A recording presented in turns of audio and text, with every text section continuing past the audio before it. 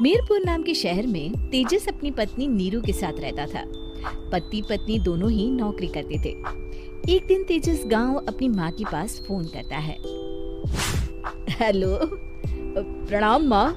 जीते रहो माँ, तुम दादी बनने वाली हो। अरे वाह, ठीक है बेटा, मैं कल ही आती हूँ। जब माँ जी शहर पहुंची तो बेटी बहू ने बहुत अच्छे से स्वागत किया।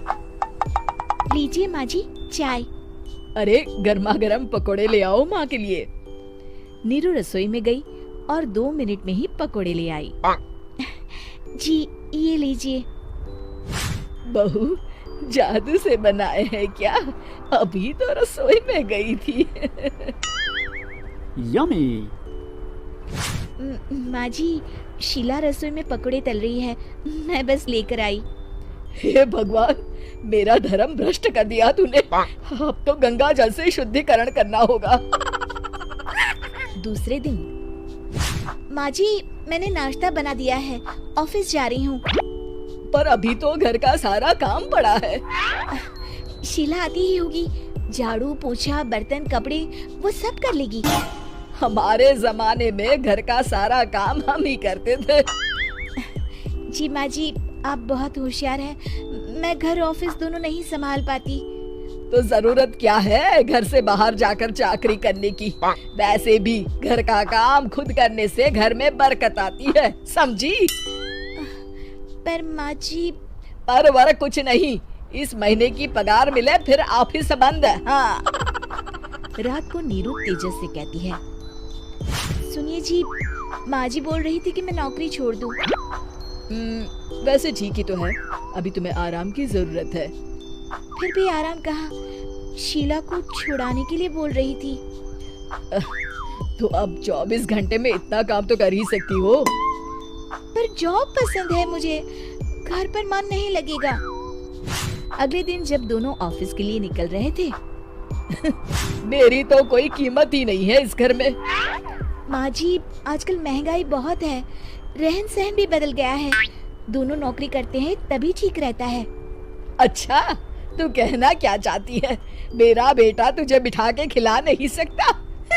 तू ही इस घर का खर्च चला रही है, हैं? नहीं माँ जी, मेरा वो मतलब नहीं था। मतलब खूब समझती हूँ, ये बाल धूप में सफेद नहीं किए मैंने। हाँ। अब तो ये रोज का काम हो गया था। तेजस भी रोज की झिकझिक से परेशान हो गया था। एक दिन उसने कहा, नीरू, वैसे भी तुम्हें मैटरनिटी लीव मिलने वाली है, तो अभी से ही छुट्टी ले लो। पर क्या, मेरी सैलरी अच्छी खासी है। आखिर नीरू ने रिजाइन कर दिया। जब बच्चा हुआ तो घर में सब बहुत खुश हुए। कुछ दिनों बाद तेजस फाइल देख रहा था। क्या हुआ तेजस, कुछ परेशान लग रहे हो? हाँ, वो हमारी जितनी सेविंग्स थी वो तो हॉस्पिटल में और छठी के फंक्शन में खत्म हो गई है नीरू।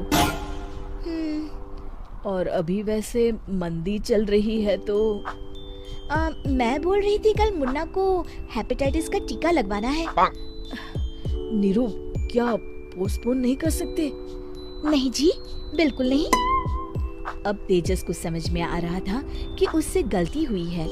पैसों की कमी का असर घर के माहौल पर भी पड़ रहा था।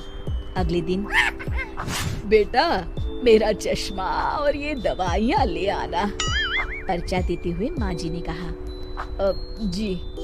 तेजस, मुन्ना के लिए दूध का डिब्बा और डायपर भी ले आना, और ये किराने के सामान की लिस्ट है, इसे भी लाना है।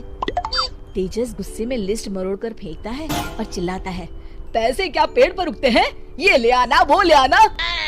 अरे पर ये जरूरत का सामान ही है। वो गुस्से में बिना कुछ कहे ऑफिस चला गया। अरे अरे लंच तो ले जाइए। नीरू दौड़कर डिब्बा पकड़ाती है। एक दिन खाना खाने के बाद, नीरू, अब तो मुन्ना कुछ बड़ा हो गया, तो अब तुम वापस ज्वाइन कर लो ना जॉब। पर इस रिसेशन में जॉब मिलना बहुत मुश्किल है। ट्राई तो करो। फिर मुन्ना? माँ जी है ना, और एक फुल टाइम मेड भी लगा लेंगे। पर माँ जी, उन्हें तो पसंद नहीं। तभी माँ जी वहाँ आ जाती है और प्यार से नीरू के सर पर हाथ फेरते हुए बोलती है, अब मेरी समझ में आ गया बहू, पहले के और अब के समय में अंतर है। तुम काम शुरू करो, मुन्ना की जिम्मेदारी मेरी। मेरी प्यारी माँ जी। ये कहकर नीरू उनके गले लग गई। शिक्षा, परिवर्तन संसार का नियम है, हमें भी समय के साथ चलना चाहिए। उम्मीद है कि आपको हमारी ये कहानी पसंद आई होगी। कृपया हमारे चैनल को सब्सक्राइब करें और सभी अपडेट्स के लिए बेल आइकन जरूर क्लिक करें। और हाँ, वीडियो लाइक और शेयर करना मत भूलिएगा।